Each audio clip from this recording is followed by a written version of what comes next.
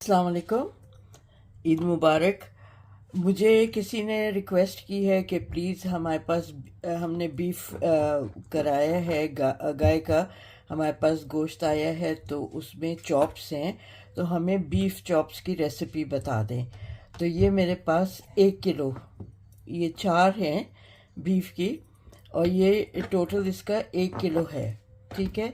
अब आप चाहें तो ये हड्डी अलग करवा के और इसके जो है गोश्त अलग करा लें। मैं इसको हड्डी के साथ ही करूँगी, और मैं इसके चिकनाई भी पूरी तरह से उतारनी नहीं है, क्योंकि ये चिकनाई इसको फ्राई करने में यूज़ होगी। ठीक है, काफ़ी हद तक मैंने उतारी हुई है, लेकिन कुछ इसमें छोड़ दी है क्योंकि ये अब मैं इसकी पिटाई करूँगी ज़रा सा इसको नरम करने के लिए। फिर इसको मैरिनेट करके पपीता, अदरक, लहसुन और नमक डाल के इसको मैरिनेट करने के लिए ओवरनाइट रख दूँगी। ठीक है, तो ये मैं आपको दिखा रही हूँ। अगर आप ओवरनाइट ही करना चाहते हैं, 3-4 घंटे कर लें। ठीक है, तो ये मैं अभी आपको करके मार पीट करके इसको फ्लैटन आउट करके नरम करके दिखाती हूँ। पिटाई से पहले ये इतना थिक है, अबाउट 1 इंच, और पिटाई के बाद ये 1 सेंटीमीटर रह गया इसकी थिकनेस।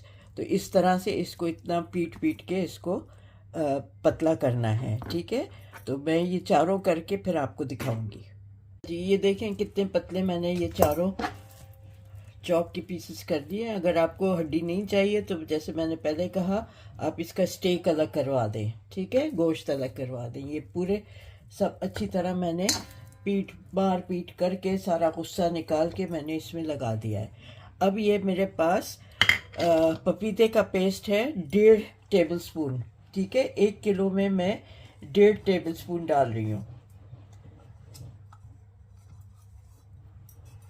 ये इस तरह से इसमें ये डाल रही हूँ। 1 टेबल स्पून अदरक का पेस्ट। ठीक है, और 2 टेबल स्पून लहसुन का पेस्ट। ओके, ये अच्छी तरह मैं इस पे मल लूँगी, मसल के इस पे लगा दूँगी। ऐसे ऐसे करके ना इसको मिला के और पूरे इस पे, ताकि इसमें अच्छी तरह ये गलावट आ जाए। ओके, तो इसको मैं रख दूँगी मैं ओवरनाइट मैरिनेट करने के लिए। आप ओवरनाइट नहीं करना चाहते तो आप 4 घंटे भी कर सकते हैं। बीफ है तो इसको ज़रा सा टाइम लगेगा, लैम्ब होता तो इतना टाइम नहीं लगता। लेकिन मुझे ये जिन लोगों ने मुझसे रिक्वेस्ट की है, उन्होंने कहा हमारी पूरी फैमिली में गाय का गोश्त है और हमें उसकी ज़्यादा से ज़्यादा आप रेसिपीज़ बता दें। तो इसलिए फिर मैंने आज, उन्होंने सबसे पहले चॉप्स ही कहा था, तो इसलिए मैं चॉप्स की ये कर रही हूँ। ठीक है, ये इस पे लगा के मैं अच्छी तरह इसको नमक डाल के और इसको एक एयर टाइट बॉक्स में रख के मैं फ्रिज में रख दूँगी। हाँ जी, ये ओवरनाइट मैंने इसको मैरिनेट किया था। ये जो चॉप्स थे मैंने आपको दिखाए थे कि इनको मैं ओवरनाइट मैरिनेट करके फ्रिज में रखूँगी। तो ये ओवरनाइट 8-9 घंटे इनको मैं फ्रिज में रखे हुए हो गया है। तो अब मैं इसमें और मसाले, उस वक्त तो अदरक, लहसुन, पपीता और नमक डाला था। अब मैं बाकी के मसाले इसमें डाल रही हूँ। सबसे पहले मैंने ये दही ले लिया, थिक दही है। इसमें मैं जो वो मेरा खुशबू वाला मसाला है ना, जिसमें दालचीनी, नटमेग, मेज़, वो सब है, जौज़, जवित्री, धनिया, ये सब चीज़ें इसमें हैं। तो ये 1.5 चमचा मैं इस दही में मिला रही हूँ इसको। ठीक है, इसी तरह कुटी हुई लाल मिर्च इसमें मिला रही हूँ। ठीक है, और कुछ नहीं मिलाऊंगी क्योंकि बाकी वो जो खुशबू वाला मसाला है उसमें सब कुछ मिला हुआ है। नमक मैं देखूंगी, अगर मुझे ज़रूरत लगी तो मैं नमक और मिलाऊंगी, वरना मैं नमक नहीं मिलाऊंगी। ठीक है, उसमें मैंने 1-1.5 चमचा नमक का भी डाला था जब मैरिनेट किया था। तो ये अच्छी तरह मैं इसको फेंट के रखती हूँ और फिर चूल्हा जला लूँगी और एक एक पे ये मैं अच्छी तरह, एक एक ये जो चॉप्स हैं इस पे मैं अच्छी तरह ये इस तरह से लगाऊंगी। ठीक है, अगर कम पड़ा मसाला तो ये मैं और दही और बना लूँगी। ओके, ये इस तरह से करके मैं रखती जाऊंगी ये यहाँ पे। ओके, ये और फिर तवे पे मैं इसको थोड़ा सा तेल डाल के हल्की आंच पे पकाऊंगी। बीफ है, वैसे तो गलावट लगा हुआ है तो देर नहीं लगेगी, लेकिन फिर भी ये हल्की आंच पे पकेगा तो ये अच्छा रहेगा। ठीक है, ये मैं करके आपको फिर दिखाती हूँ। अच्छा जी, देखें ये मैंने तवे पे तेल डाल दिया है और ये मैं इसमें एक एक चॉप्स रखती जा रही हूँ। बिल्कुल हल्की आंच पे मैंने किया हुआ है इसको, बिल्कुल टोटली हल्की आंच है। ठीक है, अभी मैंने ये 3 इस पे लगाया है।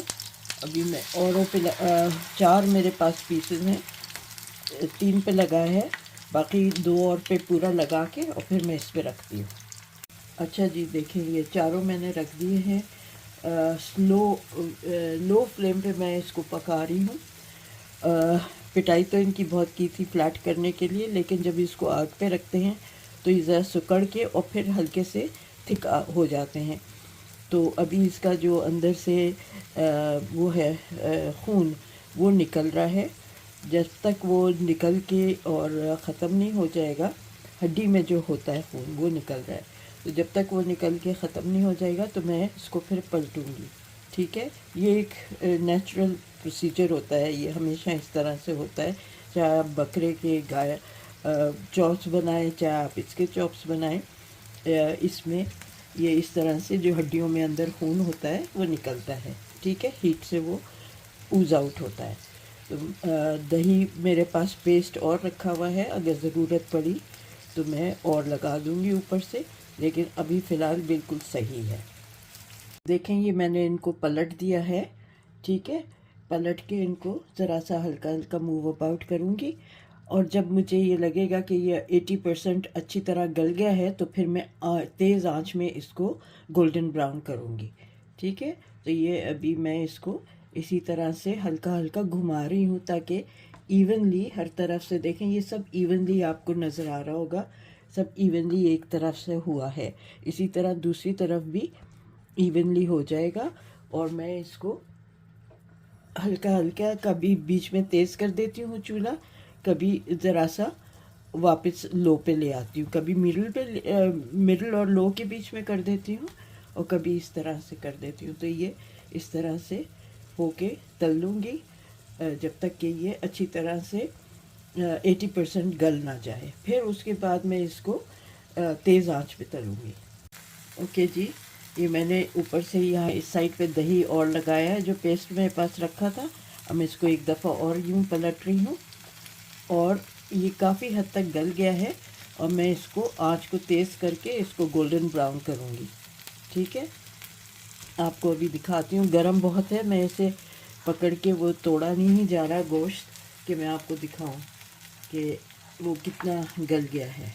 ठीक है, तो बस तो ज़रा सा एक ये देखें, ये टूटना शुरू हो गया है, ये देखें यहाँ से टूटना शुरू हो गया है, इतना गल गया है ये। तो इसको मैं पलट के एक दफ़ा और ये देखें इस तरह से मैं कर लूँगी। ओके, तो फिर मिलती हूँ आपसे इसको करके।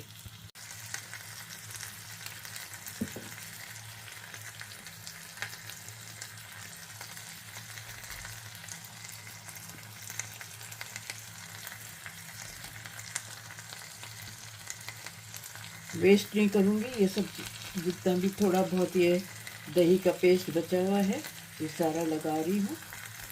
खुशबू आप सोच नहीं सकते कि खुशबू इतनी अच्छी आ रही है यहाँ इस वक्त, और आई एम श्योर जब आप बनाएंगे आपको भी ये खुशबू अच्छी लगेगी। और यही मसाला आप चाहे बकरे के चाहे दुम्बे के उस पर लगा के करें, बहुत अच्छा बनेगा। और ये इसका यही है कि डीप फ्राई ना करें, हल्का सा इसको तवे पे सेके और बहुत अच्छा बन जाएगा ये आपका। तो ये जैसे ही तैयार होगा मैं आपको सर्व करके दिखाऊंगी किस किस तरह सर्व करूंगी।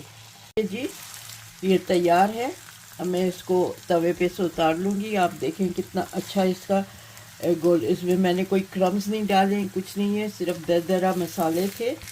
और ये देखें बोटी टूट रही है, अब इतना ज़्यादा अच्छा गल गया है ये।